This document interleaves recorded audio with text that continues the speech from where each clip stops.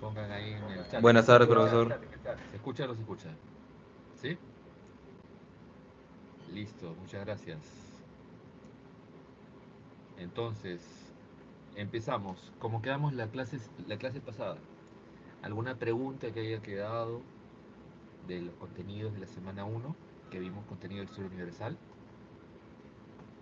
¿Alguna pregunta, alguna duda? Muy buenas tardes, buenas tardes. ¿Todo está claro? ¿Alguna cosa que haya quedado? ¿Nada? ¿Todo bien?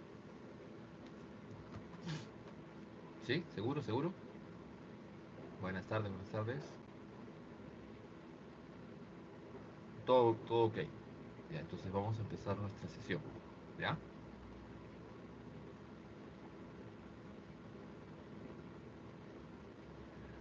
El día de hoy nos tocan contenidos de historia del Perú. ¿Ya? La ruta de la seda. A ver, la seda es un producto que comienza a desarrollarse en China ah, en en la Edad Antigua, ¿ya? Y que comienza a difundirse, porque es un tejido muy fino, un tejido de alta calidad, comienza a difundirse fuera de China, incluso llega a Roma, en la época de finales de la República y durante la época imperial romana, se establece desde Roma, imagínense, hasta China, una red comercial. Y a esa se le va a llamar ruta de la seda, debido a que el principal producto de tránsito comercial es la seda. ¿Ya? ¿Está claro? Esa es la ruta de la seda. Y esa ruta de la seda se mantuvo durante toda la época romana, durante la época musulmana. Los musulmanes controlaron ese espacio. El imperio bizantino era parte de esa red comercial. Esa red comercial, la ruta de la seda, se corta, ¿ya? Durante, sobre todo, la etapa de las invasiones de los otomanos. ¿Sí? 1453, los otomanos toman Constantinopla y cortan la ruta de la seda. La ruta de la seda tuvo una etapa de cierre, que fue las primeras etapas de las cruzadas, ¿no? Desde antes de la primera cruzada hasta la tercera cruzada, más o menos unos 120 años que se cerró. El tratado de Damasco entre Saladino el Grande, el sultán turco Seleucida, y Ricardo I, rey de Inglaterra, restablece la ruta de la seda, que se había cerrado 100 años, 120 años más o menos, estuvo cerrado esa ruta y se restablece. Y eso se mantiene así hasta 1453. La ruta de la seda no solo lleva seda, sino también lleva todos esos objetos valiosos ¿no? de producción industrial chinos, como la pólvora, el papel de celulosa, distintos tipos de artefactos de medición, ¿ya? Reglas, compases, astrolabios, anteojos, ¿ya? Lupas, que eran producidas en China y llevadas China, el Extremo Oriente en general, ¿no? Que tenía mayor desarrollo industrial hasta el siglo XVI. ¿Ya? Esa es la ruta de la seda. Listo. ¿Alguna otra pregunta de los contenidos de la semana pasada? Nada. ¿Están observando la diapositiva en este momento? ¿Se ve la diapositiva o no se ve? Sí se ve. Ya. Sí, profe. ¿Cuál es el primer tema que vamos a trabajar? El poblamiento americano. ¿Ya? Como es un tema un poquito complejo porque hay muchos datos, ¿ya? Yo voy a presentar una especie de resumen o síntesis para que luego, ¿ya? Ustedes con la lectura puedan establecer lógicas, relaciones y responder a las preguntas de la semana. Bien, esto está claro, ¿no? Cuando hablamos del poblamiento americano, todas las teorías existentes con evidencia actualmente son de carácter inmigracionista. Todas, ¿ya? Esa teoría autoctonista hace como 100 años fue rebatida porque los restos óseos presentados por Florentino Mellino no eran de homínido superior, ¿ya? Ni siquiera de primates, eran de camélidos y de cérvidos, ¿ya? Pero lo que sí tenemos claro es un proceso migratorio donde el Homo sapiens llega ya plenamente evolucionado por distintos lugares del planeta, ¿ya? Entonces, hablamos de una migración asiática, de una migración oceánica, es decir, desde las islas de la Polinesia y la Melanesia, y una migración australiana, que son las teorías que más o menos se manejaron entre los años 20, 30, 40, 50.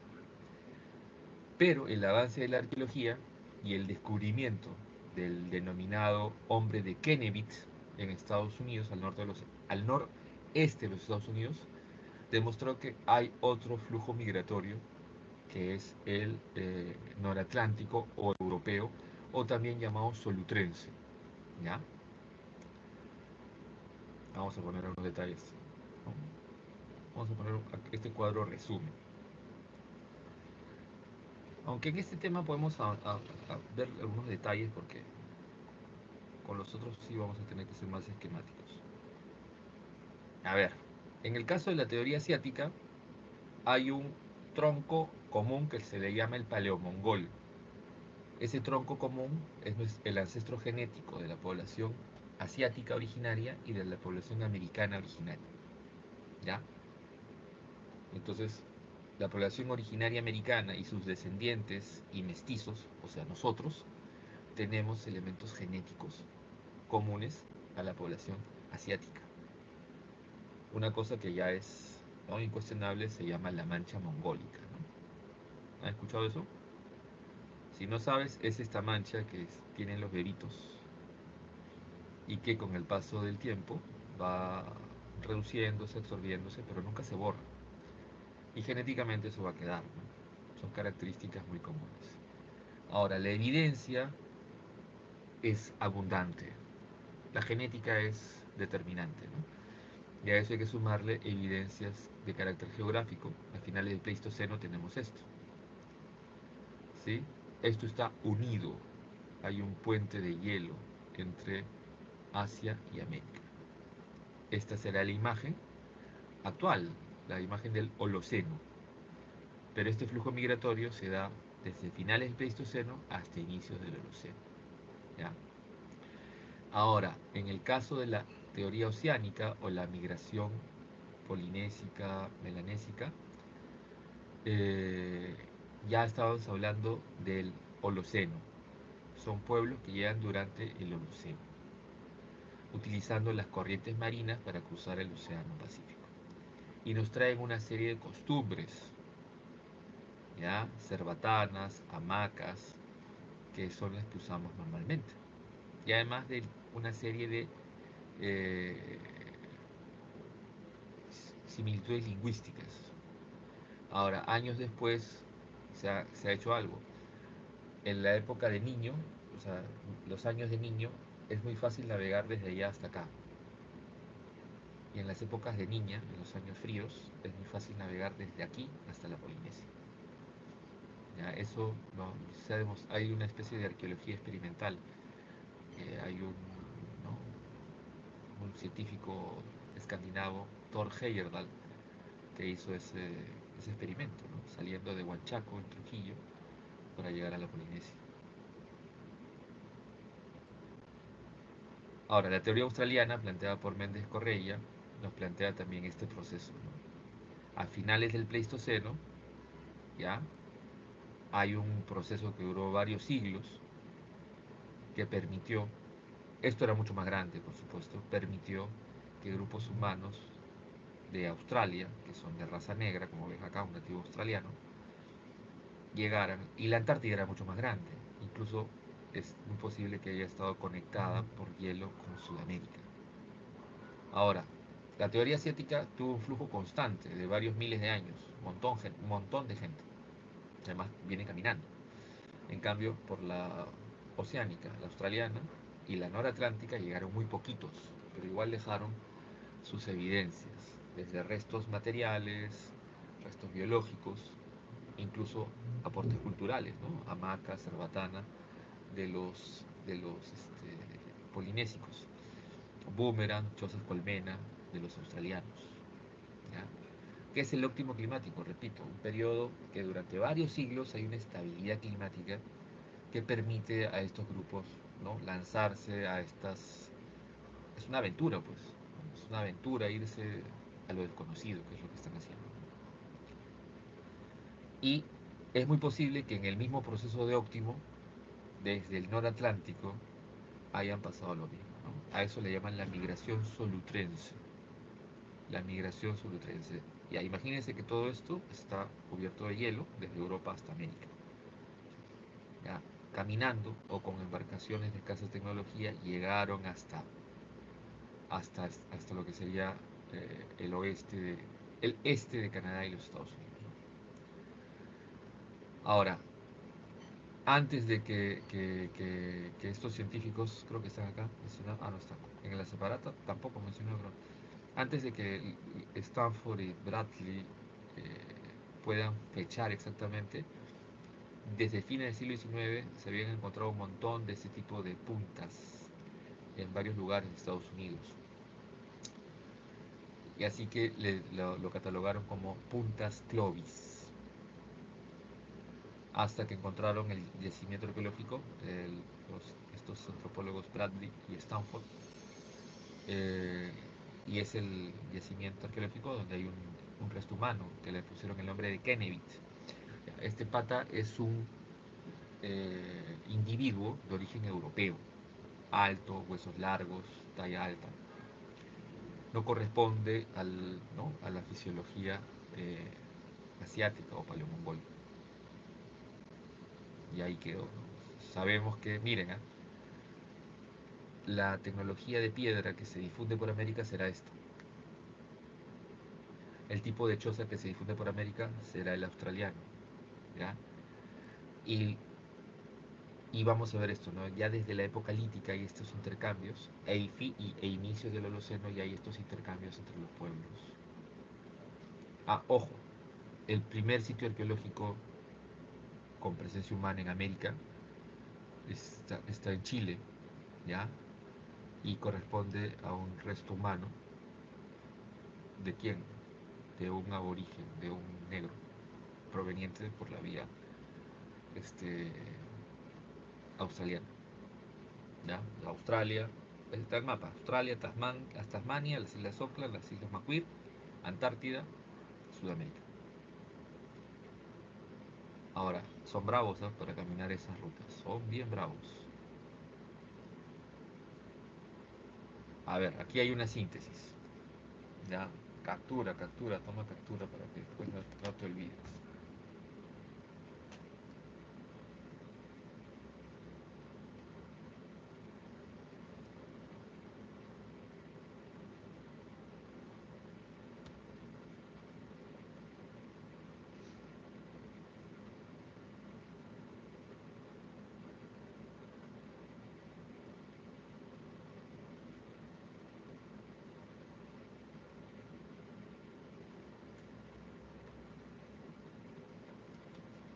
¿Ya?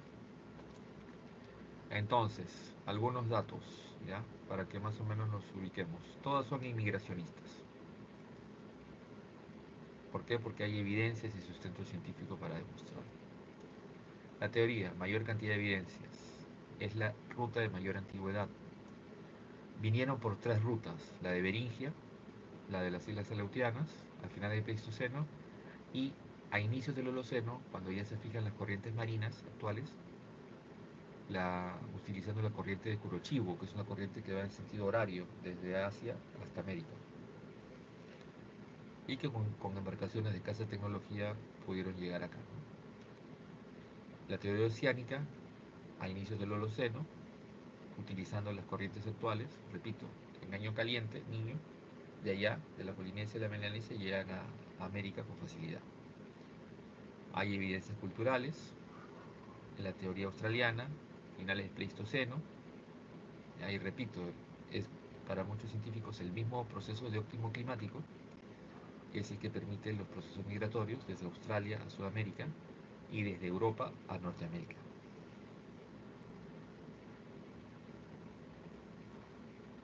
Ya, ¿alguna pregunta hasta acá?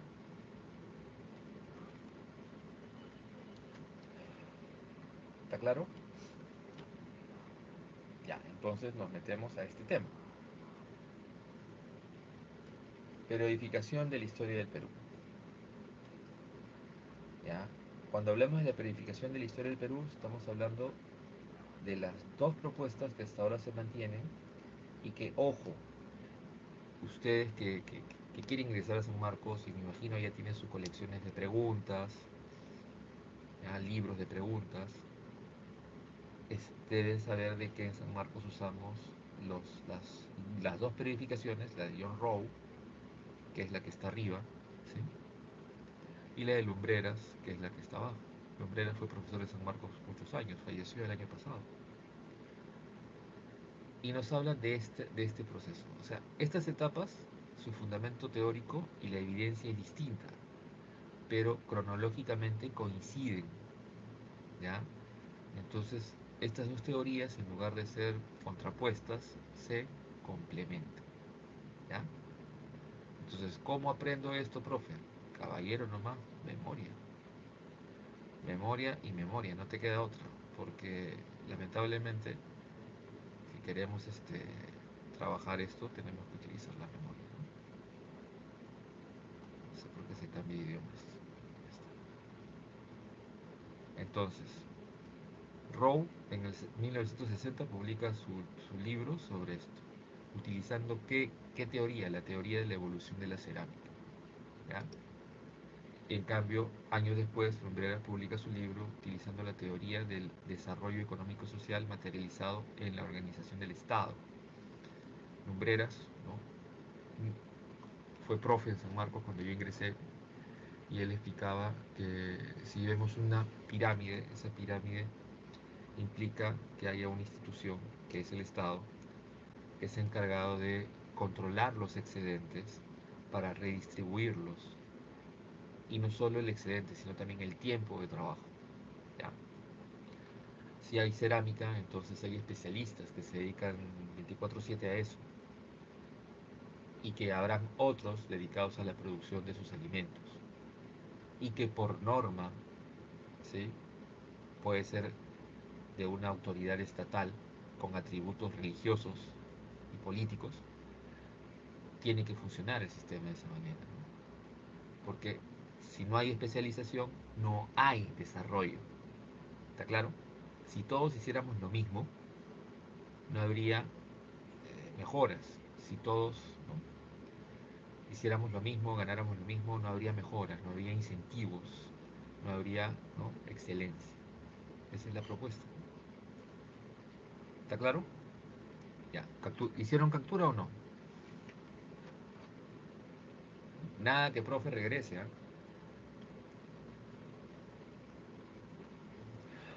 Capturaron, capturaron. Aunque sea un dedito, pues, un like, ¿no? Nada. Ya, listo, paso, ¿ah? Ya.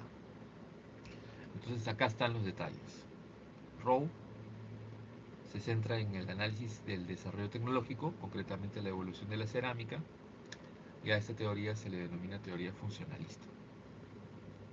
Lumbreras se centra en el desarrollo económico y social, concretamente en la formación del Estado, y a esta teoría se le dice teoría materialista. ¿Ya? ¿Está claro hasta ahí? Ahora, la esencia de esta periodificación o periodización, pues pueden usar cualquiera de los términos son válidos, es utilizar una teoría que se construye para explicar Egipto y Mesopotamia a inicios del siglo XX, años 20, 30. La teoría difusionista planteada por un arqueólogo australiano, Gordon Shile. ¿Y cuál es esa teoría? Ustedes la pueden ver en Egipto, si de la semana pasada se acuerdan. Unificaciones, imperio, ¿sí? Imperio o reino antiguo, imperio antiguo, ¿ya? Y luego, intermedio. Los imperios son estas grandes unidades políticas territoriales, y los intermedios, la fragmentación de esas unidades. Bueno, esa teoría del difusionismo, esas partes del difusionismo cultural, la traen acá. ¿Por qué? Porque Gordon Childs se da cuenta de que el evolucionismo no funciona, porque si fuera todo evolucionista, entonces pues ahorita ya estaríamos, pues ya tendríamos la cura del cáncer, la cura del SIDA, no habría cambio climático, ¿no? No habría guerras, pero, pero no, pues, porque justamente estas unidades culturales y territoriales se fragmentan, generando, ¿no?, distintos estados, reinos que están peleando entre sí, y otra vez, ¿sí? Otra vez, ir y venir otra vez, ¿no? Un eterno ciclo, como decía un cura y filósofo del siglo XVIII, italiano, Giambattista Vico, que era profesor en la Universidad de Nápoles. Él decía que la humanidad pues, es así, ¿no? Es autodestructiva. Y mientras todos en la Ilustración hablaban de manera optimista en el progreso y la razón, él decía, no, eso es por ratitos, eso es de vez en cuando. Lo normal es que regresemos a ser autodestructivos, decía. Y volvamos a empezar, ¿no? En italiano decía corsi y ricorsi, ir y venir, empezamos de nuevo. ¿Ya? Como un nuevo ciclo, ¿no? Justo los cicleros me entenderán, un nuevo ciclo, todo ciclero entiende. Ya no aprendí nada, este ciclo sí la hago, este ciclo sí me esfuerzo. ¿Cuántos cicleros ahora? Entonces, sí, claro, ahí dices, para el otro, para el próximo, el next. Hasta que sus papás aguanten, ¿no? Pero ahí viene el vacilón. Horizonte, señores. Horizonte es el concepto que usa Rowe tomando las teorías del Gordon Childe, ¿ya? Y lo plantea bien simple, que es un horizonte, un proceso cultural pan, que significa pan, que abarca todo o gran parte de los Andes, ¿ya? Eso es un horizonte cultural. En el caso peruano, prehispánico, tenemos el primer horizonte, horizonte temprano, Chavín, horizonte medio, horizonte o segundo horizonte, que conforma dos grandes unidades político-territoriales, Huari y Tiahuanaco. Y en el tercer horizonte, también llamado Tahuantinsuyo. Para Rowe, la evidencia es que hay una expansión de un estilo de cerámica en una época en distintos lugares. Es decir, en el primer horizonte encontramos el mismo tipo de cerámica de Chavín de Huántar en lugares más allá de Ancash, en La Libertad, en Cajamarca, en Piura, en Huánuco, en Lima, en Junín,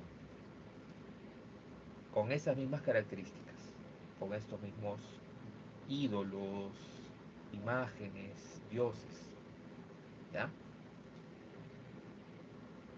Lumbreras, sobre lo mismo pero con otras evidencias.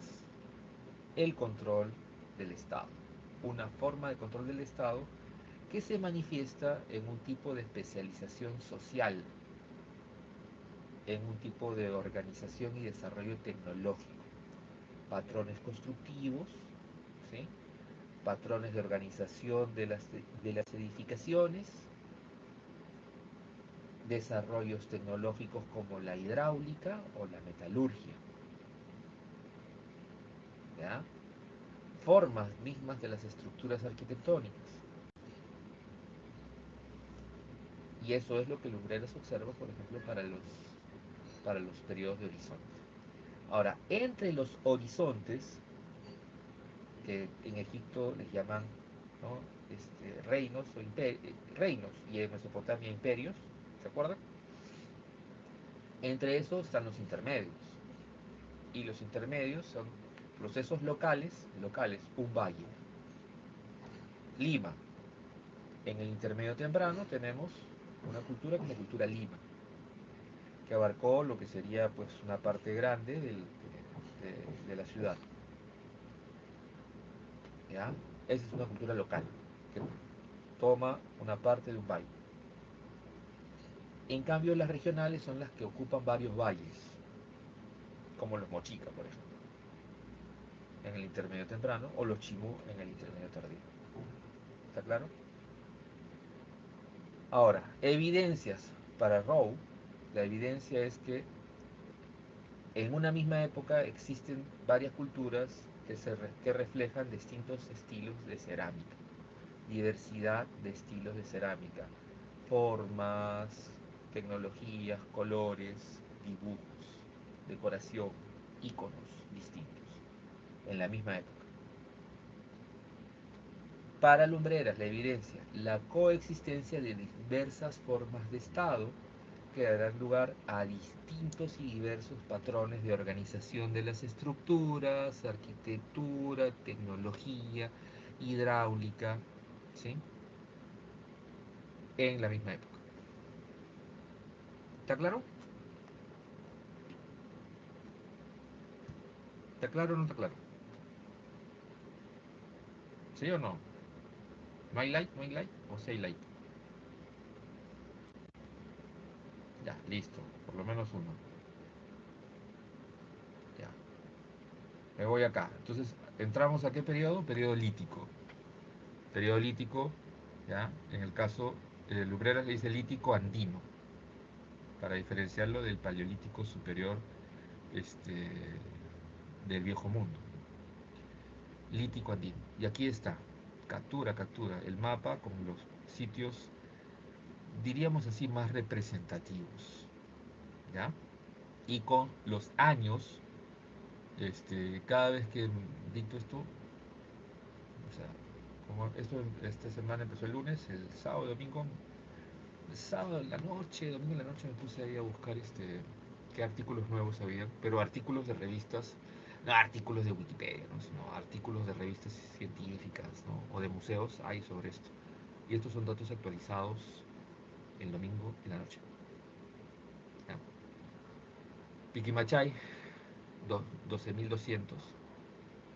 Paiján, 10.800. Chivateros y Toquepala, 8.500. Y Lauricocha, 8.000. ¿Ya? Y con características interesantes. En Piquimachay no hay restos humanos, lo que hay son restos líticos, pero para ponerle, ¿sí? Fecha a esos restos, ¿qué se usó? ¿Qué desecho orgánico los arqueólogos encuentran, ¿sí? En el mismo contexto que estas puntas de flecha o de hachas de mano rotas tiradas ahí en la cueva de Piquimachay? ¿Qué resto humano? Lo hablamos en la clase pasada y tienen que decirme. No, el carbono 14 es la técnica, medición de isótopos. Sí, heces, pero ¿cómo? ¿Cómo se les llama a esas heces?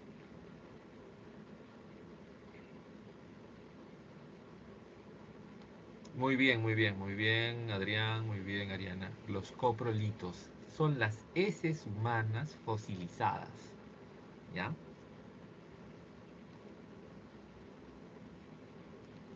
Heces humanas fosilizadas. Eso es lo que tenemos que tener bien claro, ¿ya? Entonces, eso sí nos permite dar el fechado. Y el fechado es ese, ¿no? El hombre, la evidencia de presencia humana más antigua en el Perú, la encontramos en el sitio arqueológico de Piquimachay, en Ayacucho. Ahora, resto humano más antiguo no es lo mismo que presencia humana. Resto humano más antiguo sí lo encontramos ¿dónde? En este caso, restos óseos en el sitio arqueológico de Paiján.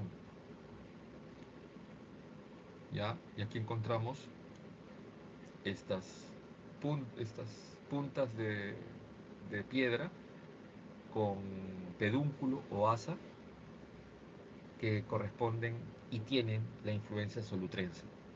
El solutrense que llega al Perú se desarrolla y los arqueólogos, historiadores, ya para el Perú le llaman paijanense, estilo paiján o paijanense, ¿ya? Porque esa tecnología se adaptó también acá y surgió otra cosa. Y luego el resto de sitios, Chivateros, cerca del cono norte de Lima, ¿no? Eso es provincia de Canta, pero ahí nomás cruzas, sales de la provincia de Lima y ahí nomás está el sitio. Ahí hay una cantera, es decir, el lugar donde extraen estas piedras de las que hacen su tecnología, ¿no? Y hay un taller donde se dedicaban a eso. Ahora, repito, las piedras no se pueden flechar. Chivateros fecharon gracias a qué?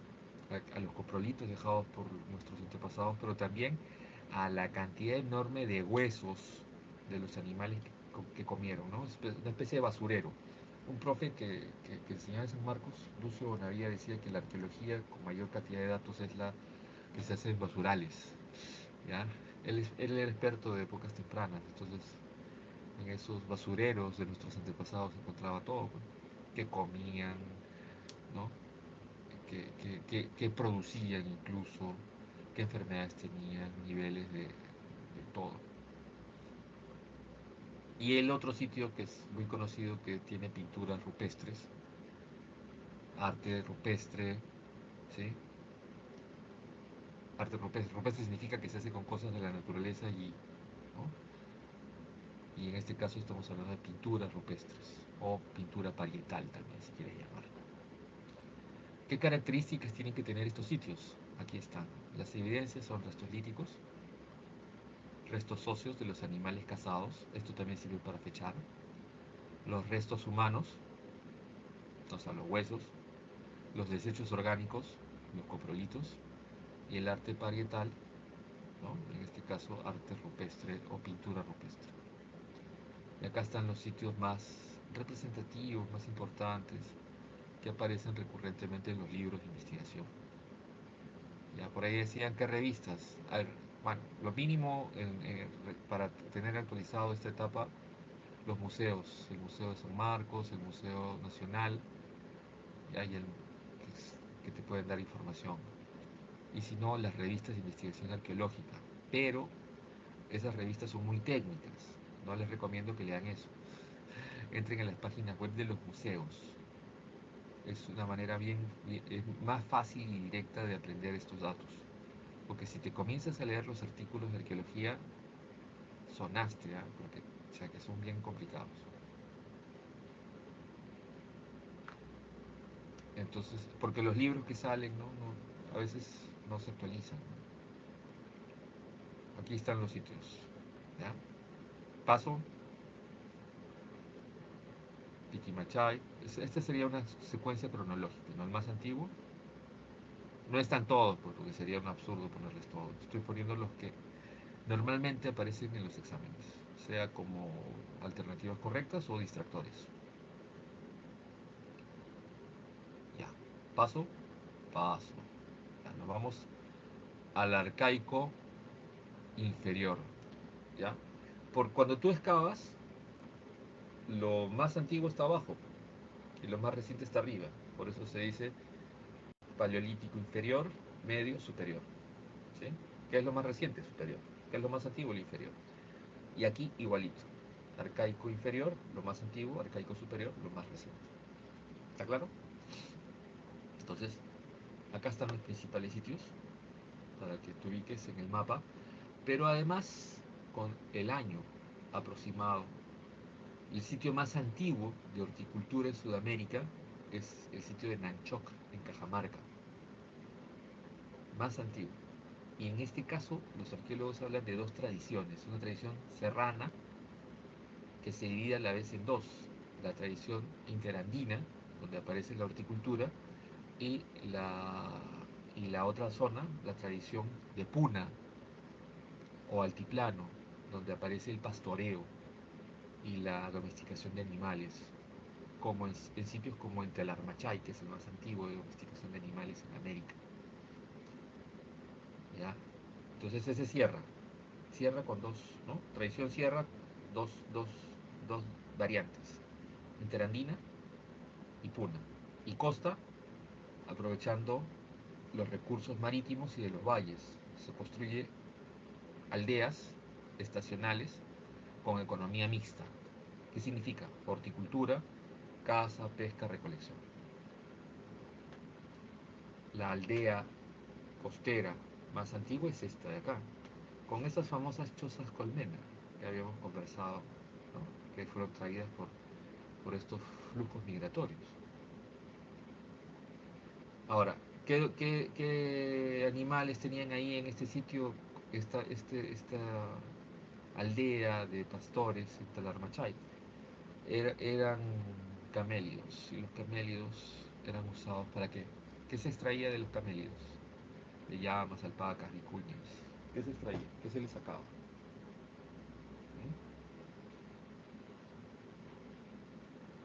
¿Mm? Lana, ¿qué más? Cuero, ¿qué más? Cuero, lana, pelaje, lana, cuero, piel, cuero. Chicos, la carne seca. ¿Cómo se llama la carne seca de la llama, de la alpaca? ¿Cómo se llama esa carne seca? Charqui. Charqui, muy bien, charqui. Uyuquito con charqui, ¿no? Mañana me toca cocinar, mañana voy a hacer un uyuquito con charqui. ¿Está claro? Bien, ya. ¿Copiaron o no copiaron? Charqui, ahí viene el problema, ¿ya? Tendríamos que ubicarlo. Lo normal es escribirlo de esa manera, que yo sepa, ¿no? Así como está charqui, con U-U-I.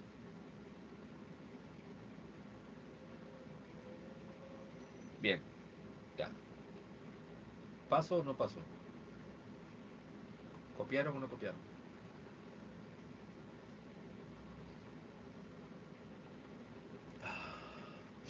Paso, ¿ah? Ya.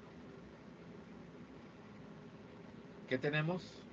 Acá está, características. ¿Qué evidencias tiene que tener un sitio del arcaico inferior? Aldeas estacionales que manifiesten horticultura o domesticación de animales. Para saber con detalle la domesticación, tenemos que ver los restos óseos. En Telarmachay, la aldea tiene corrales y al costado de los corrales encontraron un basurero de huesos de estos animales, lo cual hace que la arqueóloga que investigó, una arqueóloga francesa, Daniela Lavallée, dijo que ahí ese es el primer lugar de domesticación de animales y al mismo tiempo el corral más antiguo y la primera zona de procesamiento de la carne de estos camelios para convertirla en charqui. ¿Qué año?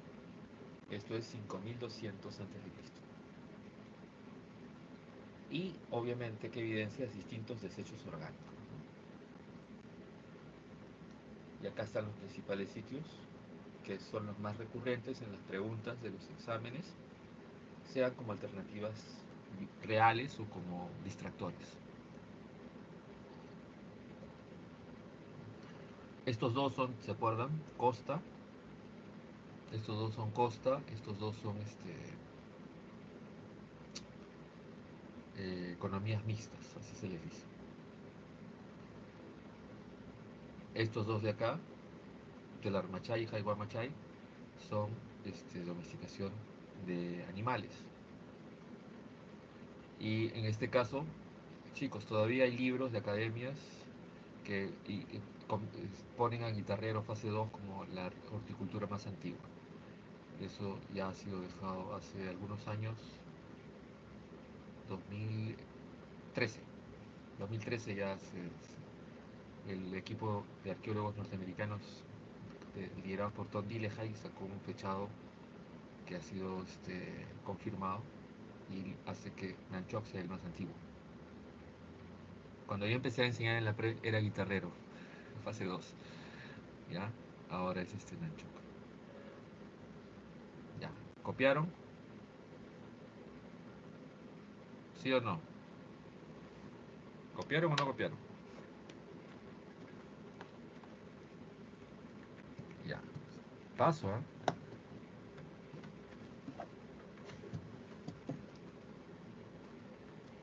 Listo, seguimos entonces.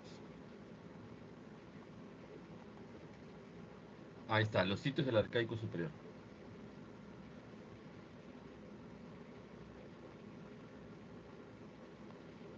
Tómale foto, imagen, no sé.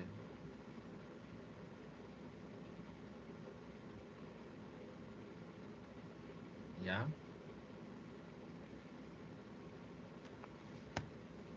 Estos sitios son sedentarios, totalmente. Y tienen una ocupación constante. Son aldeas permanentes que están ligadas, rodean. o están al costado de grandes centros ceremoniales que se caracterizan por ser megalíticos, o sea, construidos con enormes piedras. ¿Ya? Y eso lo podemos ver en varios lugares en Perú también.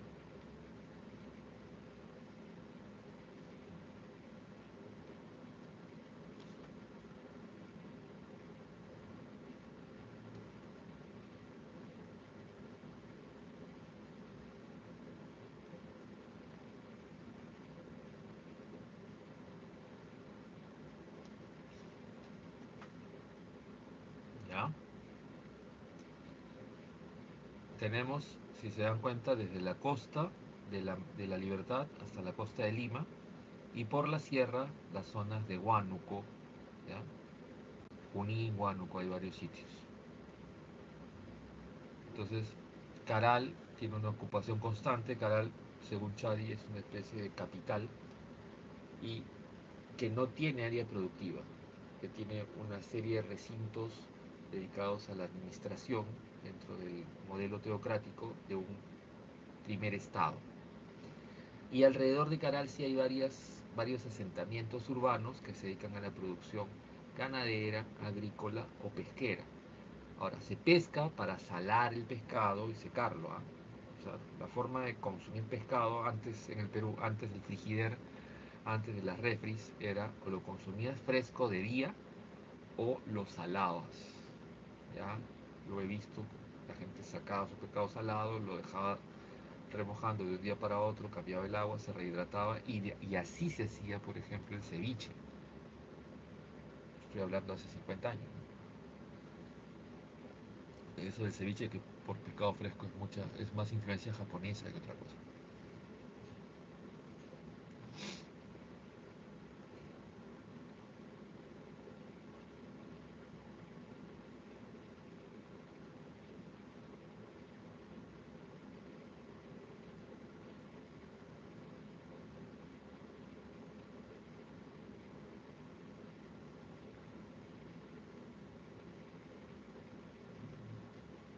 Bien, ahora hay también diferencias, ¿no? Tradición serrana, que son pirámides escalonadas de dos plantas. Tradición costeña, pirámides escalonadas de varias plantas, más anfiteatros rectangulares o semicirculares. Y en las dos hay fogones o altares de fuego para quemar las ofrendas, que pueden ser ofrendas de alimentos, de animales o de personas. ¿Ya?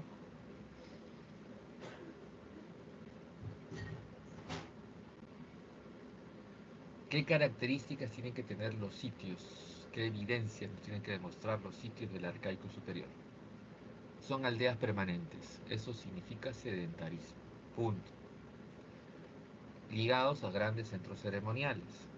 Las pirámides de Caral. Agricultura extensiva, que ya lo dije, significa agricultura que se basa ¿no? en los niveles de crecida de los ríos y la temporada de lluvia. ¿Y qué más? Tienen evidencia de ganadería. ¿Ya? Acá están los principales sitios, los más recurrentes en las preguntas de la universidad y sean como alternativas viables o distractores, ¿no?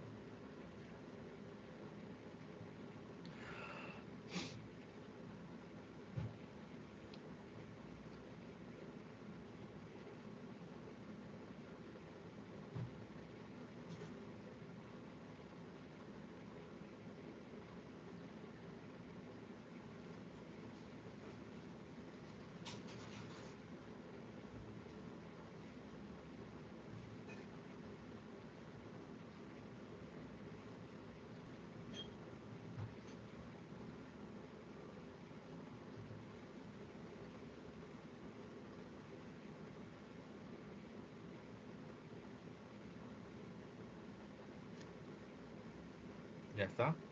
Paso. Acá hay un sitio que tuvo una ocupación constante, y lo he puesto, que es Huaricoto, en Ancash, que cuando Tello excavó ahí, dijo que eso era Chavín. Pero años después, otros arqueólogos excavaron y encontraron una fase anterior, porque muchos sitios arqueológicos están encima de otros, ¿ya? Entonces lo que encontró Tello es la fase Chavín en Guaricoto, pero abajo había otras fases, y la fase más antigua es del 2800 antes de Cristo, y esto lo trabajó un profesor de San Marcos que ya se jubiló hace unos años, Hernán Amat, ¿ya?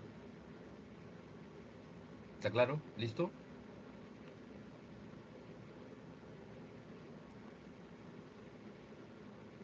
Ya.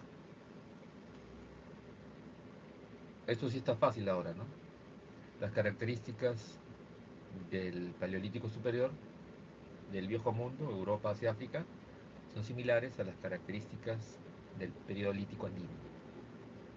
Las del Mesolítico, de la clase pasada, Europa, Asia, África, son similares al arcaico inferior.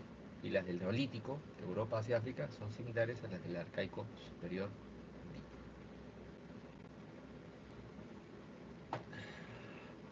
¿Copiaron?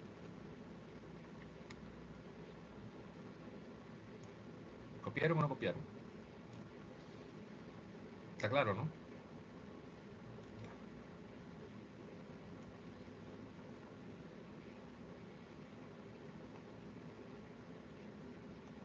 A ver, este tema también está en la separada. Entre 1910 y 1920, Max Zule comienza a publicar un montón de avances de sus estudios y excavaciones que comienza a hacer. Pues estamos hablando que hace más de 100 años no había carbono 14, no existía la teoría difusionista, existían algunas cosas ligadas al evolucionismo, al difusionismo, no existía la teoría de la cerámica, ¿ya? Ni la teoría de la hidráulica. Entonces, Ule cuando investigaba, observaba los relieves, observaba los ceramios, los ídolos, y Ule decía, oye, esto es influencia maya. Entonces, para él lo proto-nazca, o sea, el origen de Nazca, el origen de Chimú, estaba en maya, en los mayas. Ahora, sabemos que la cultura maya tiene periodos de crisis y las ciudades-estados se pelean entre ellos, dando lugar a algo, ¿no? El derrotado tiene que huir, porque si no, el vencedor lo captura, lo esclaviza y a sus dirigentes, a sus nobles, los usan para el sacrificio humano. Entonces los que pierden la guerra tienen que salir corriendo, o nadando, o navegando. Y algunos de ellos llegaron a distintas partes de Centroamérica, Colombia, Ecuador y Perú. Pero llegaron poquitos, no es la invasión de los vikingos, de los visigodos, no, llegaron poquitos. Y algunas de sus características se han quedado a lo largo del tiempo, pero no son masivas. No es que acá encuentras una migración maya, ¿no? Encuentras algunas influencias, pero muy pequeñas. ¿Ya?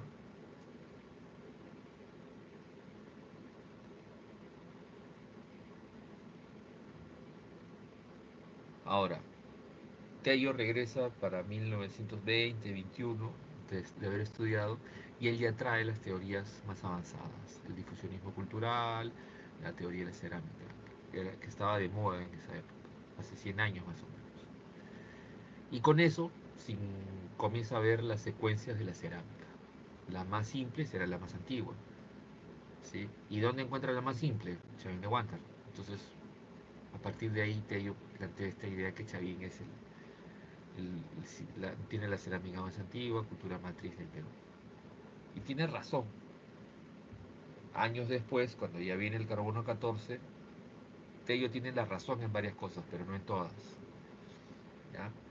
Para los años 60, 70, 80, se comienzan a descubrir varios sitios. ¿Dónde? En distintas partes de la costa norte del Perú y del Ecuador. Entonces, varios arqueólogos encontraron cerámica más antigua que la de Chavín de Huántar en La Libertad, Cupixnique, Sechín, ¿ya?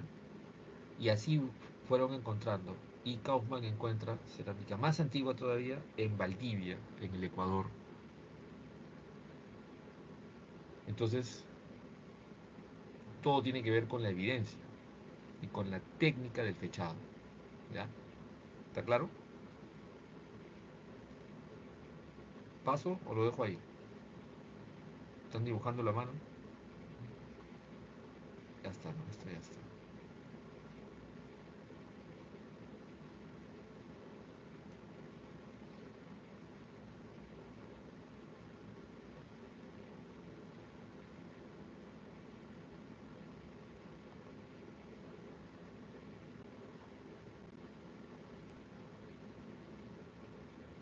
¿Se ve ahorita algo? ¿Se ve la diapositiva? ¿Se ve otro día? ¿Pueden decirme sí o no? Todavía, profesor. Ya, no se ve nada. A ver. Ahora.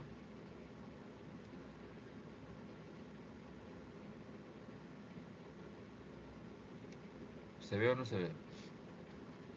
Ya. Regreso a esto. Teoría de Rowe, teoría de lumbreras. Son complementarias. ¿Está claro? Listo. ¿Está claro intermedios horizontes? Clarito, ¿no? ¿Por qué repito esto? Porque ahorita vamos a entrar, pues, ¿no? Vamos a hacer la síntesis desde el primer horizonte, primer intermedio, segundo horizonte, segundo intermedio. O sea, 4 procesos que más o menos son más de 3000 años. ¿Ya? Y para no estar repitiendo cada rato lo mismo, tengo un cuadrito que resume 5 características de las culturas de la civilización andina. Es una sola civilización, ¿ya? Que se ha reflejado en varios periodos y en varias formas de Estado y culturas, pero es una sola, ¿ya? ¿Está claro? ¿Se ve o no se ve? Ahora, ¿se ve o no se ve? ¿Pueden decirme si se ve? Ok, alguien ha puesto un mensaje de que no se ve. Ya, listo, gracias Camila. Entonces, hidráulica, ¿está clarito? Civilizaciones hidráulicas. Porque, como lo he mencionado en la sesión anterior, tienen agricultura intensiva. Son civilizaciones hidráulicas, tienen agricultura intensiva. Y a lo largo de la separata vas a ver distintas formas de esa tecnología, de ese desarrollo tecnológico. Te van a poner canales de irrigación, acequias, acueductos, reservorios, puquios, guaruguarus, camellones, andenes, huachaques. Todos esos términos hacen referencia a una manifestación del alto nivel de ingeniería hidráulica de nuestros antepasados. ¿Ya? Desde reservorios en la puna para contener el agua de los deshielos de los glaciares y dirigirlos hacia canales que corren paralelos a las quebradas que forman los ríos para abastecer a través de sistemas de distribución de canales o acequias a distintos pueblos. Eso nuestros antepasados lo hacen desde la época Chavín, con certeza entre el 1200 y el 700 antes de Cristo. Es decir, el Perú tiene estos sistemas de irrigación antes que Roma, antes que España, antes que casi toda Europa, ¿ya? Salvo las zonas griegas, ¿ya? El resto, o sea, el desarrollo hidráulico en los Andes, en el Perú, es mucho más avanzado que en Europa, ¿ya? En la misma época los europeos todavía son cazadores recolectores o están en neolítico, ¿ya? Ese es el análisis. ¿Está claro? Entonces con la hidráulica ya no depende de que sube el río, ya no depende que la lluvia, no depende de eso. Depende de qué? De tu habilidad de haber previsto la recolección, almacenaje del agua y, ¿qué cosa? El mantenimiento de esa tecnología, la limpieza de las acequias y los canales, los drenajes. ¿Está claro? Eso es pues súper, o sea, ingeniería súper avanzada, pero nuestros antepasados son, en eso son lo máximo, ¿ah? ¿Estados teocráticos está clarito o está difícil? Lo expliqué en la clase pasada, lo vuelvo a explicar. Son organizaciones políticas donde lo político está unido a lo religioso, pero lo religioso también está unido a lo científico. El prestigio de Chavín de Huántar no es que tenga un ejército poderoso, sino que su casta sacerdotal tiene una serie de conocimientos útiles para la gente. La gente llega a Chavín de Huántar con ofrendas a cambio de servicios de carácter científico-tecnológico. Es decir, de distintos pueblos llegan con ofrendas para que gente de la élite chavín vaya a hacerle sus obras de hidráulica o de construcción, ¿no? Sus canales de irrigación. Eso es la importancia.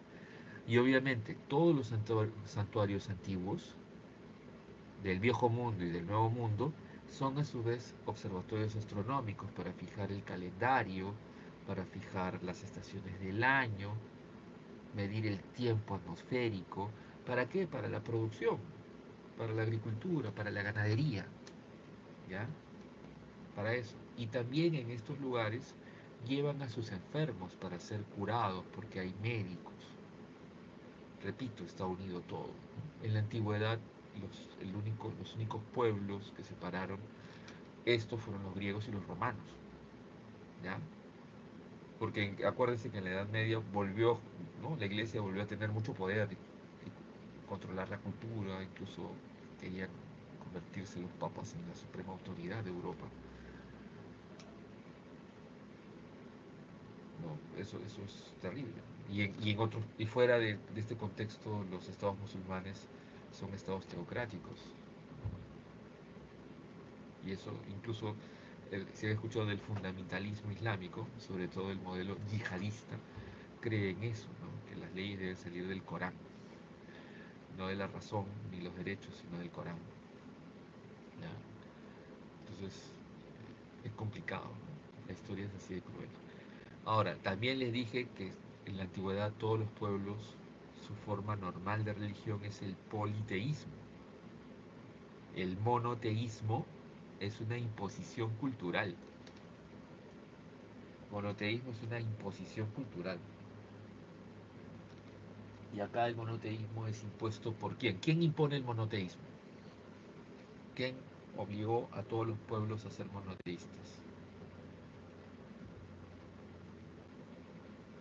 Así es, la conquista española. Pero como los curas eran muy relajados, ¿ya? Y la mayoría de curas les interesaba más el lucro, la ganancia, el poder, hacer sus grandes haciendas, sus grandes colegios pitucos, universidades pitucas, hacer empresas para vender pisco, vino y otras cosas más. Ese es el vacilón de los curas, ¿eh? Y los monasterios, convertirse, ¿no? España entró, el sistema financiero español colapsó, pero los curas y las monjas, los monasterios se volvieron en bancos, ¿ya? En bancos en el siglo XVII. Para 1630, 40 ya no hay bancos en el Imperio Español. ¿Quién asume esa chamba? Los monasterios. ¿Y de dónde sacan plata líquida? De la limosna, pues. O sea, las limosnas que tú dejas es la liquidez y los bancos, ¿no? Usaban ese dinero para prestarlo. En serio, esto es una locura. Así era la colonia. Entonces los curas se dedicaron a eso. Entonces, como eran tan relajados y se dedicaron a otras cosas, se mantuvieron algunos elementos de las culturas prehispánicas que los vemos en los idiomas nativos, lenguas nativas, el folclore, nuestras vestimentas típicas, danzas típicas y nuestra diversidad de comida. Toda esa diversidad de folclore, idiomas, comidas, danzas, es producto de que el monoteísmo se impuso a medias y que los curas fueron muy relajados, felizmente. Eso es algo bueno. Ahora, nos dejaron sin identidad, pero bueno, hay que trabajar, ¿no? Listo. Ahora, ese politeísmo se refleja en que hay un montón de templos y esos templos tienen diversas divinidades o deidades o íconos. Y a veces en un templo hay un dios mayor y varios dioses menores. ¿Ya? A veces es un templo para un solo dios. Ahora, una cuarta característica que se refleja en casi todas es el militarismo, ¿no? Estamos hablando de organizaciones políticas militaristas, es decir, gobiernan castas militares ligadas a las castas sacerdotales. ¿Ya? Para Chavín de Huántar no hay mucha evidencia de eso, pero parece ser que a finales sí, porque a finales de la etapa Chavín hay guerras, hay señales y evidencias de violencia. En el resto del pueblo sí, en el caso de los Tiahuanaco, ellos se expanden teocráticamente por su poder mágico, religioso, científico, pero crean fortificaciones, ciudades fortificadas con tropas. Eso se ve claramente en Tiahuanaco. En cambio, Wari sí, desde el inicio ellos fueron conquistadores, colonizadores. Y durante los intermedios, todos los pueblos de los intermedios son pueblos de guerreros. Y todos quieren conquistar a otro para, ¿no?, formar reinos más grandes. Y obviamente la quinta, ¿no? Son sociedades altamente jerarquizadas. No se puede usar el concepto de clase, porque eso implica otros elementos históricos, pero sí se puede usar el concepto de casta, o sea, por herencia familiar, o estamentos, que tiene que ver con noblezas y plebes. Y las noblezas son por lo general los fundadores. ¿Ya? El sistema de castas es totalmente cerrado, se reproduce entre familias. En cambio, el sistema de estamentos se abre, ¿no? Nosotros, los fundadores de la ciudad, los padres de la patria, pero acogemos y defendemos a la plebe. Eso, por ejemplo, es el discurso de los romanos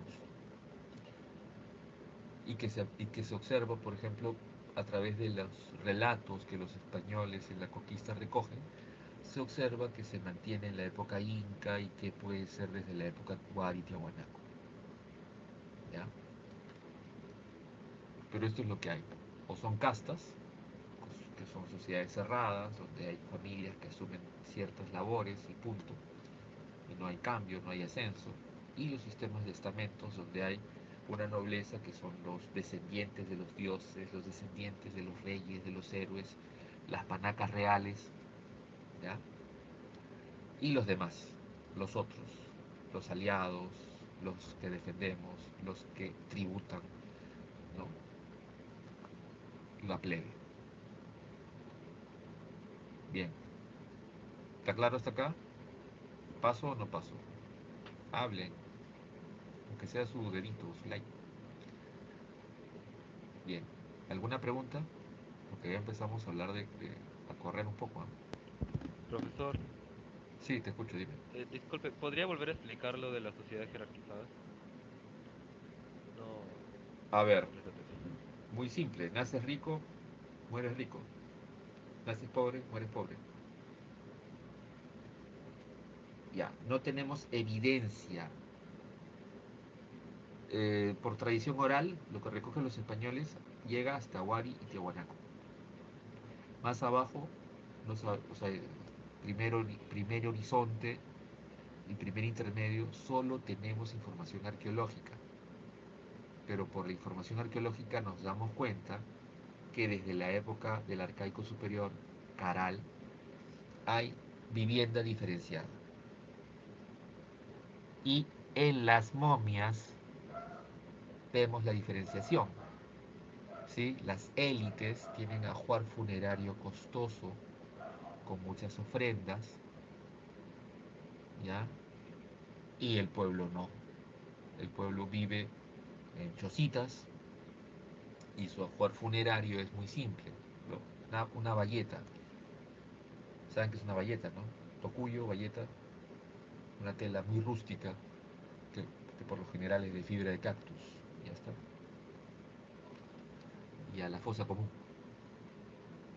En cambio, las élites, ajuar funerario, ofrendas. Y para el caso de de los mochica, que sí tenemos, de los mochicas sabemos su idioma, porque la cultura mochica colapsa, pero los grupos mochica quedan y mantienen su idioma, ¿ya? El mochica o mochica.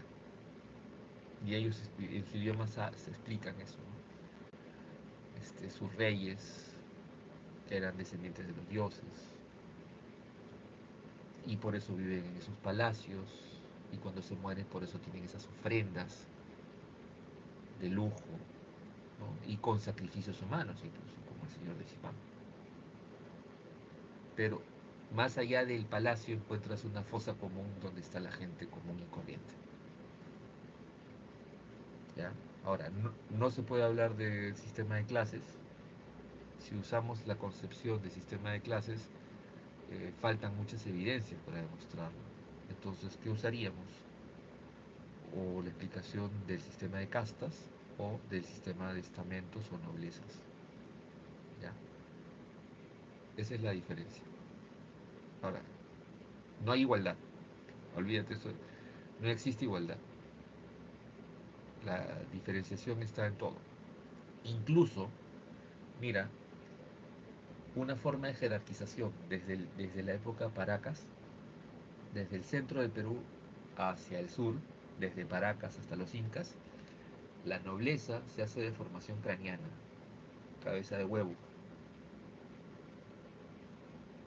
Y desde esa misma época, desde la época Paracas hasta los Incas, en el norte, desde el centro del Perú hacia el norte, la élite noble se hace tatuajes. El señor de Zipá tenía tatuajes, la señora de Cao tenía tatuajes, que eran nobles. Las interpretaciones que hacen los antropólogos culturales es que, bueno, se diferencian vivos y muertos. Entonces, en la vida, por su forma de vida, su lujo, su comida, su vestimenta, y en la muerte, así estén desnudos, por esos adornos, esas deformaciones. Y en los incas es más rochoso, ¿no? Además de la cabeza de huevo, se deforman el lóbulo del oído. ¿Ya? Eso es la jerarquización. La jerarquización no solo es un discurso, ni una ley, sino una práctica y forma de vida. Bien, ¿está claro? Pregunta nomás, ¿eh? Ya, seguimos entonces. Bien, entonces gracias por la pregunta. Horizonte temprano. ¿Estamos claros? Acá estoy poniendo unos datos para precisar porque han habido preguntas en distintos exámenes que exigen estas precisiones. El horizonte temprano, ¿quién le llama horizonte? A ver, ¿Row o Lumbreras? ¿Quién le dice horizonte, Row o Lumbreras? Row. Ya, muy bien, Row. Informativo le dice Lumbreras. Ahora, esta etapa, con el avance de las investigaciones, se puede establecer una división cronológica. Ojo, repito, las cronologías y precisiones se hacen a través de qué técnica. A ver, ¿qué técnica es la que permite eso? Lo hemos mencionado varias veces. Y tiene su nombre técnico y su nombre popular. ¿Cuál es la técnica donde... Así es, ese es el nombre popular, carbono 14. ¿Ya? El término técnico es medición de isótopos de carbono. ¿Ya? Entonces, con el avance de la tecnología tenemos mejores precisiones, ¿ya? Y mejores datados o fechados. Es una locura la ciencia, es así, pues, ¿no? Entonces, ahora se divide este periodo de esa manera: inicial, medio y final, ¿no? Inicial o temprano, medio, y el tercero final o tardío. Estoy usando los términos sinónimos porque pueden venirles los sinónimos en el examen. Entonces, la primera etapa, inicial o temprana, 1700 al 1200, donde encontramos cerámica, pero no en Chavíndehuántar. Encontramos la cerámica más antigua en Cupijnique, Pacopampa, Sechín, Cunturhuasi. Y ojo, no es la más antigua de Sudamérica. La más antigua de Sudamérica es la de Valdivia. ¿Ya? Pero, ¿cuál es la explicación teórica que se hace?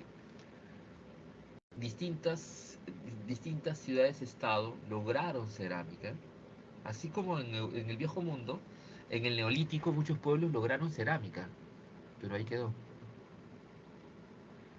Aquí lograron desarrollo urbano, construcciones monumentales y cerámica, pero ahí quedó, no se expandió y no se desarrolló en otras tecnologías como la metalurgia o la hidráulica. ¿Ya? Ahí quedó. Pero en el caso de estos, de este periodo inicial del formativo, tienes estado y tienes cerámica, pero no tienes más. En cambio, es loco, ¿no? A partir de 1200 vemos que en muchos de estos lugares incluso hay ¿no? Hay una capa chavín. Y esa capa chavín es su cerámica más sus elementos tecnológicos y constructivos. Se modifican algunos de esos edificios, se hacen redes hidráulicas o de irrigación y se llevan elementos de metalurgia, sobre todo del cobre. Y ya estamos hablando de la segunda etapa o el formativo medio o lo que le llaman, ¿no? Expansión chavín, que repito, se expande de manera teocrática. Es decir, de estos lugares, ponte Cupijnique, comenzaron a llevar ofrendas a Chavín. Oye, por favor, ¿no? Toma la ofrenda, pero ayúdame, quiero tener una red de hidráulica para producir más y no depender de la lluvia como tú tienes. Ya. Y se hacía eso. Ese es el prestigio, ¿no? Del poder teocrático, del poder mágico, religioso, pero repito, en esa época está unido a la ciencia. Y ese es el éxito de Chavín de Huántar. Ahora, Chavín a partir del año 700 se expande por lo que sería costa y sierra norte y central del Perú, y Tello ubica una nueva cultura y le dice Chavín de costa. Paracas, de la fase inicial, ¿no? De la fase cavernas, Tello y su equipo la identifican como el Chavín de costa. ¿Está claro? Ahora, Tello decía que Chavín tenía la cerámica más antigua. Eso ya no, ya se fue desechado. ¿Ya? Lo que sí queda es que es la primera síntesis de la cultura peruana, sí. Para todos los arqueólogos e historiadores, Chavín representará la unificación, la síntesis, el resumen de todas las culturas que se desarrollan desde el arcaico superior. Caral, Huacaprieta, formativo inicial, Pizmique, Pacopampa, Sechín, Coturhuasi. Eso es Chavín. Un resumen, una primera síntesis de la cultura peruana. Otro argumento de Tello, que Tello decía que Chavín tenía origen amazónico. ¿Por qué? Porque sus íconos, sus dioses que están en sus grabados, en sus tallados, nos presentan pues, a estos seres de la selva, cocodrilos, jaguares, boas, águilas arpías. Y Tello decía, entonces este pueblo viene de allá. Pero ya sabemos que no, porque con el avance de las investigaciones se ha demostrado dos cosas. Primero, que los patrones constructivos de los templos, como el de Chavín de Huántar, el templo viejo, o el templo nuevo, o el templo de Lanzón, cualquiera de esas estructuras, su influencia arquitectónica es Caral, es la Huaca Paraíso, aquí en San Martín de Porres, al norte de Lima. ¿Ya? Estos patrones de pirámides escalonadas costeras con, ¿no? Anfiteatros circulares o semicirculares o rectangulares hundidos con altares de fuego, eso es que surge entre el arcaico superior y el formativo inicial, eso va a influenciar directamente a Chavín de Huántar. Y esa es influencia de la costa, ¿ya? No de la selva. Con eso queda claro, ¿no? La influencia cultural de Chavín es costera.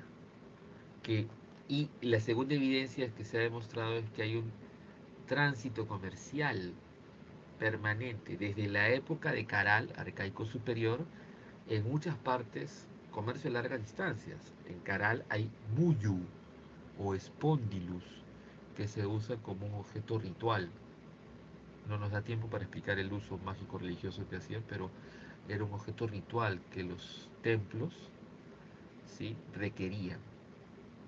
Entonces todo templo o santuario exige como ofrendas muyu, pero a su vez también hay ofrendas que vienen de la selva, ¿ya?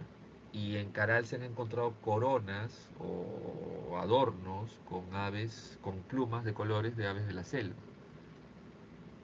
O vinieron de la selva ecuatoriana o vinieron de la selva peruana, porque no hay otra selva más cercana, ¿no? ¿O de dónde van a irse? No hay, a Nueva Guinea, no tiene sentido. ¿Ya? Entonces, hay un tránsito. Y hay ofrendas de animales. En Caral han encontrado ofrendas de monos. Sí, momias de monos aulladores. ¿Que son de dónde? De la selva, pues. Entonces, si eso en Caral, 1000 o 1200 o 1500 años después, en Chavín, esas redes comerciales deben haberse mantenido y desarrollado. Porque también hay evidencias de consumos de alucinógenos y hierbas alucinógenas provenientes de la selva. Entonces es muy posible que hayan llegado estos animales silvestres de la selva, porque también hay una cuestión, ¿no?, que hasta ahora mantenemos, esa idea de valorar de manera alucinante la fuerza de estos animales, ¿no? Ahora, el león, el águila, ¿ya? Que es una cosa de toda la humanidad, ¿no? A los atributos tratamos de darle humanidad a estos animales y de imitar esas habilidades de los animales. Entonces, lo que también queda de Tello es si Chavín es la cultura matriz, porque a nivel tecnológico, religioso, iconográfico, científico, Chavín es la base para el resto de culturas. ¿Ya? Bien, ¿preguntas hasta acá? ¿Nada? ¿Está claro? ¿Seguro? Ya, entonces, porque aquí vamos a correr un poquito. Poco tiempo para explicar algunos detalles. Ya, Chavín ya explicamos. Ahí está el espacio, ¿no?, de expansión. Ya, las huacas, incluso hay una fase de Chavín en Cupignique, en Culturhuasi. Hay fases, ¿no? La influencia de Chavín. Y excavas y encuentras otra cultura. Esta es la influencia. A todo esto, por eso se habla de panandino, varios territorios de los Andes. Su cerámica es monócroma, pero color de la arcilla. ¿Ya? Acá está. Aquí están estos patios circulares hundidos o rectangulares hundidos. Que este patrón constructivo es el de la costa, es el de Caral, es el de Huacapri, es Caral o Paraíso, por ejemplo.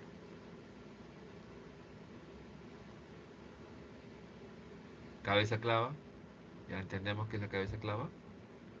Sí, es una piedra tallada en forma de clavo con este personaje, ¿no?, mitológico, antropomorfizado, con dientes de jaguar, un humano con dientes de jaguar, nariz de oso. Paracas tiene dos etapas, una etapa propia de, ¿no? Mejor voy a la... Salgo de esto y regreso al, al que han puesto los coordinadores para la semana actual. ¿Dónde está? ¿Dónde está? Ahí está.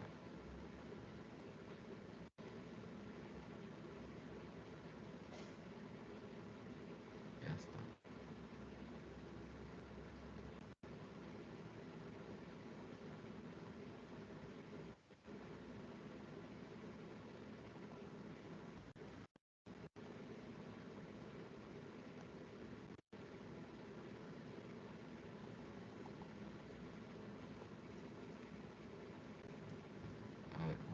avanzar, todo esto hemos visto, pero acá está súper resumido lo de las culturas. Bueno, ya vimos, ya, Chavín hay dos etapas, ¿no? El Chavín de costa, la influencia directa de Chavín, la etapa cavernas, la etapa necrópolis, ya es una diferencia. A nivel incluso tecnológico, chicos, hay una diferencia porque su cerámica es de otra manera, ¿ya? La cerámica monócroma, precocción de Chavín, es una cerámica sin pintura, es el color de la arcilla, ¿ya? En cambio, la cerámica pintada con un solo color es ya un salto, un cambio, que es el que corresponderá a la segunda etapa de Paracas. Les decía, la deformación craneana. Ahora, lo de la medicina Paracas es un misterio, no sabemos cómo lo hicieron, pero para hacer las trepanaciones y curar las heridas de fractura en el cráneo, tenían tecnología médica muy avanzada. Lo mismo que su textilería, ¿no? Sus mantos son excelentes. Ahora, muchos aspectos de la cultura paracas serán heredados por los nazcas. Ojo, los nazcas conquistan a los paracas, ¿ya? Los nazcas conquistan a los paracas. Aquí ven una forma de tecnología hidráulica que es el puquio, y aquí aparece el dios. De los nazcas no sabemos nada, no sabemos qué idioma tenían, pero sí sabemos el nombre de su dios. En cambio, de los mochicas sí sabemos su idioma, porque a pesar de que su cultura colapsó, sus unidades políticas colapsaron, el pueblo, y a través de organizado comunidades, sobrevivió y mantuvo su idioma hasta la conquista. Entre el siglo XVI y XVII las epidemias mataron a la población que hablaba varios idiomas aquí, que había sobrevivido. Ahora, Nazca, una característica loquísima es su cerámica polícroma, ya con una idea de horror al vacío, es decir, que está totalmente dibujada. Ya, todo está dibujado, no dejan espacio en blanco.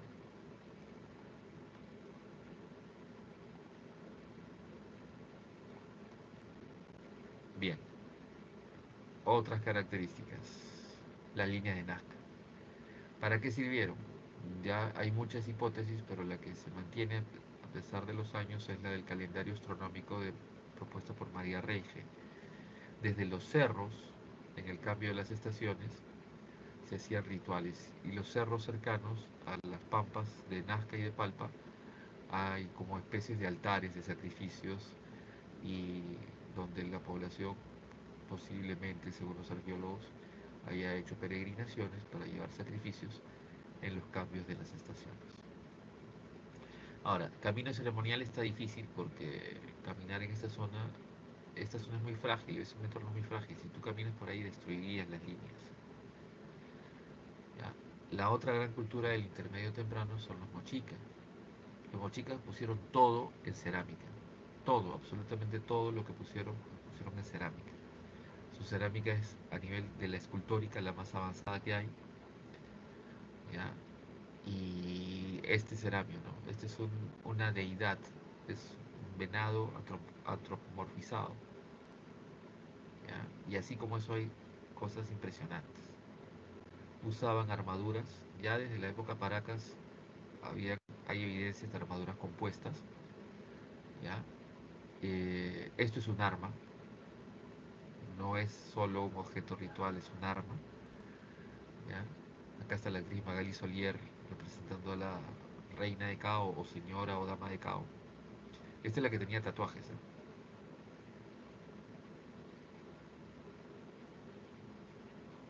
Horizonte Medio es de dos culturas del intermedio temprano. Desde Pucará se inicia la expansión Tiahuanaco, y desde Huarpa se inicia la expansión Huari, ¿ya? Desde la sierra. Las dos hablan quechua. Las dos tienen el mismo dios, que es ese dios de ahí, que sabemos que se llama Huiracocha, ¿ya? La primera en iniciar su fase de expansión va a ser la cultura Tiahuanaco, ¿no? Entonces, cuando llegan a una fase imperial, lo que hacen es trasladar la capital de Pucará, cruzan el lago, se van al lado actual, al lado boliviano, y forman este enorme capital con estos palacios gigantescos, ¿no? Con grandes piedras gigantescas, eh, que es el palacio de Tiahuanaco, ¿no? Ahora, ellos se expanden a través de, mientras que Tiahuanaco se expande de manera teocrática, Huari se expande de manera militar, pues, así de simple. Este avance, ¿no? Este es el Waru Waru, que es un sistema hidráulico para producir agricultura en el altiplano. Y tenemos acá el sistema de control de los territorios del imperio a través de este sistema, ¿no? O sea, los Wari controlan el territorio con el Camino Real o Capac Ñan, y los Tiahuanaco con el sistema de control de los pisos ecológicos. Al final, los dos imperios comparten estas tecnologías o modelos de organización. El Capac Ñan se extiende desde el centro del Perú hacia el sur y el altiplano, y los modelos de control de pisos ecológicos del altiplano se extienden hacia el centro y norte del Perú. ¿Ya? Igual, los andenes de la zona de Ayacucho se expanden, los Wari lo expanden por todo lado, pero los Tiahuanaco también lo absorben. Y el sistema de Waru-Warus o camellones, que está ahí dibujado, del altiplano, los Wari lo llevan a otras zonas de la Sierra Central y norte del Perú. Como parten. También tienen etapas de pelea, por supuesto, si no, no habrían estas ciudades fortificadas, ¿ya? En varias partes de los Andes. Acá están, ¿no?, los restos de cerámica. Ahora, ¿por qué caen estos imperios? Porque hay sucesivas crisis. Entre el 900 y el 1000, la zona de los Andes es sacudida por una serie de meganiños, inundaciones, sequías, levantamientos populares, y eso terminará con un proceso de invasiones de pueblos provenientes de la selva. Y ya para entre el año 900 y el año 1000, chao Wari. Tiahuanaco duró un poquito más. Si ven acá, Tiahuanaco duró un poquito más, unos cuantos años más, pero no pudieron soportarlo. Tiahuanaco cae por la invasión de pueblos provenientes del sur, los aymaras. ¿Ya? O sea, hay crisis interna, levantamientos populares y encima invasión. Así cae Tiahuanaco. Y Huari cayó antes, Huari cayó primero. Crisis interna e invasión. Y a partir del año 1000 se forman otra etapa de fragmentación y desarrollo regional, que es el intermedio tardío. Y surgen un montón de reinos que se pelean entre sí. Algunos lograron establecer fases ¿no?, de imperio, como son los Chimú, ¿ya? Y luego los incas. De la guerra entre chancas e incas, los incas aprovechan, forman alianzas con varios pueblos y continúan el proceso de expansión.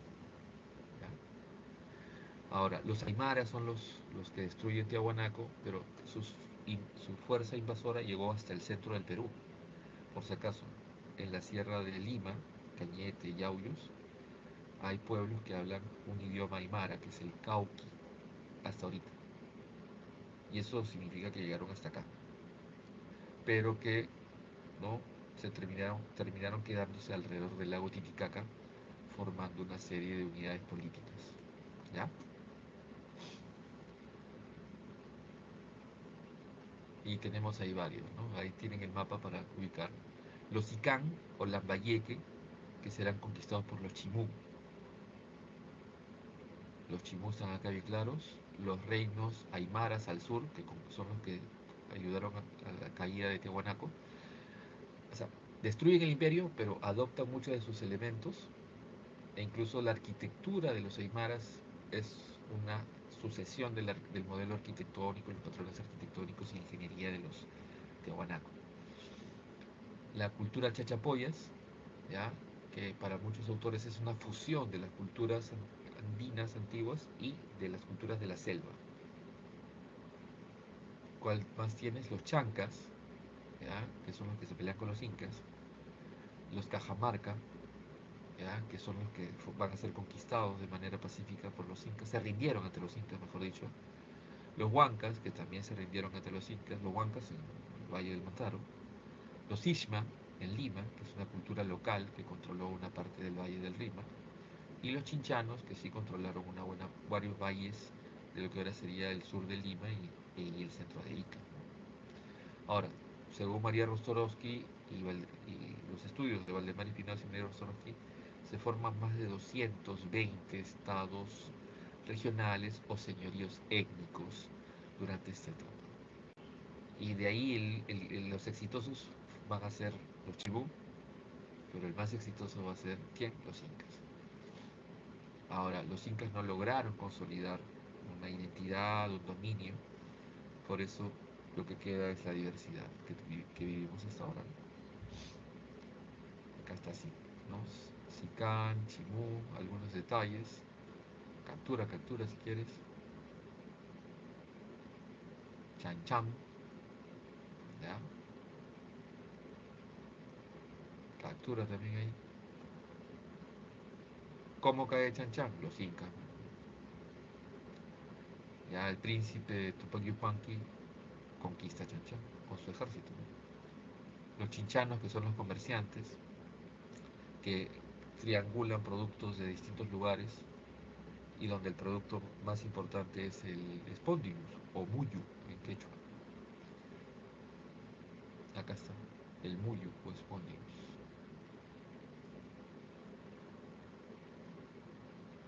¿Ya?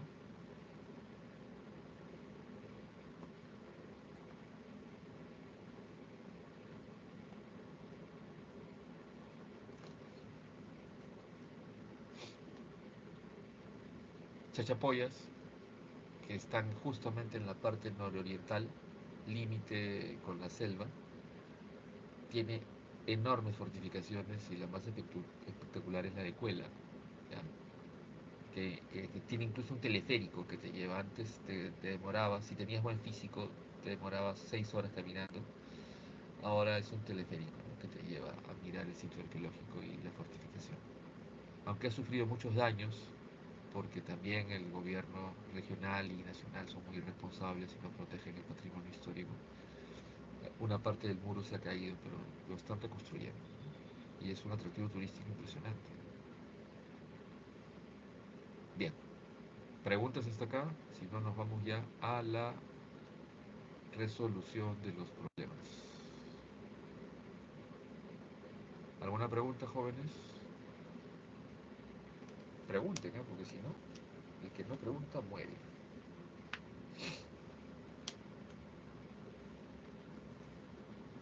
Nada. Ya. Entonces nos vamos con las preguntas. La primera pregunta nos plantea, típica pregunta de parear dos columnas, ¿sí?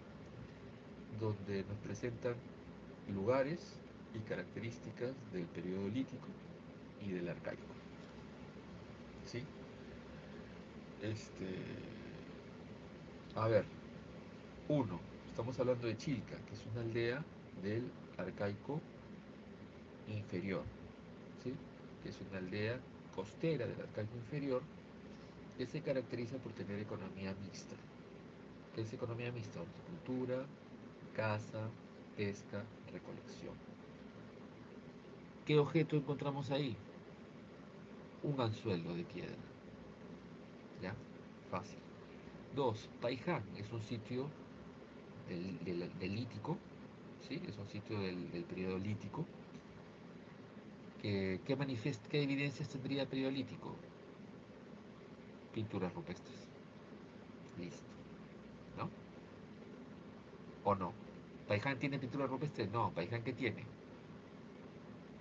Paiján es el lugar donde se encuentran estas hojas de piedra usadas como arpones o lanzas, puntas de lanza, y que son una adaptación de la tecnología o el modelo de tecnología de piedra solutrense que los arqueólogos comienzan a llamar paijanense. Entonces, Paiján se asocia ¿a qué? A estas puntas de proyectil con pedúnculo. ¿Qué significa pedúnculo? Asa. para amarrarlo al palo, para usarlo como lanza o como arpón. ¿Ya? 3. Sitio del arcaico superior, ¿sí? O inferior. Arcaico inferior, que es el sitio más antiguo o más temprano de horticultura en Sudamérica. ¿Y toquepala? ¿Qué encontramos en toquepala? ¿Cuál es su característica esencial? Pinturas rupestres, ¿sí? Arte parietal. Entonces, ¿la 1 cuál es? ¿Cuál es la 1? A ver, anoten nomás en el chat. Ah, la gente está durmiendo. 1B. La 2 está regalada. La 2 está regalada. Porque de frente te dice, por Beringia, ¿de dónde llegaron? De Australia. No tiene sentido, ¿no? Por Beringia, ¿dónde llegaron? Por Beringia llegaron de Asia. Entonces, descartas B, C, D, E. Así que solo te queda A. ¿Ya? Pongan ahí. 2A. Alguien ponga 1B, 2A. La tercera también está fácil, está regalada. Ya le hemos hecho, le hemos resuelto. O sea, ¿por qué es tan importante Xavier de Wanter? ¿Ya? ¿Por qué es tan importante? ¿Por qué dominó? Por ese poder, ¿no? Político teocrático, es decir, el gran prestigio de esa casta sacerdotal. Entonces, ¿la 3 cuál sería? A ver, Fernanda, ¿qué ha puesto? ¿La 3 cuál sería? La 3 sería la C de casa, ¿ya? Sus castas sacerdotales prestigio. No, no. ¿Por qué No. No sabemos su estructura, no sabemos, les he dicho. Curaca, ese término recién lo podemos ubicar a partir de Wari. Es la 3C, C de casa, C Colombia.